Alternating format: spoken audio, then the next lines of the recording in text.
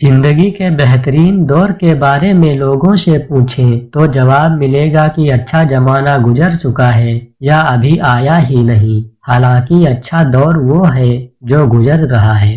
इंसान जितनी मेहनत खामी छिपाने में सर्फ करता है उतनी मेहनत में खामी दूर की जा सकती है। हजरत वासिफ अली वासिफ कहते हैं, जिंदगी की तारीफ करना बहुत मुश्किल है, उसे जानना और पहचानना भी मुश्किल है। ये एक राज है, ऐसा राज कि जिसने राज जान लिया वो मर गया और जो ना जान सका वो मारा गया। बदी की तलाश हो तो अपने अंदर झांको और नेकी की तमन्ना हो तो दूसरों में तलाश करो। गुनाह अपने मिजाज के खिलाफ अमल करने का नाम नहीं बल्कि अल्लाह के हुक्म के खिलाफ अमल का नाम है। गुनाह अखलाकियात के हवाले से नहीं दीन के हवाले से है। अखलाकियात का दीन और है और दीन अखलाकियात और है। हजरत वासिफ अली वासिफ कहते हैं, परेशानी इंसान को उस वक्त होती है जब वो चाहता कुछ और है और उसे मिलता कुछ और है, और जो उसे मिलता है उसको पसंद नहीं करता। आज का इंसान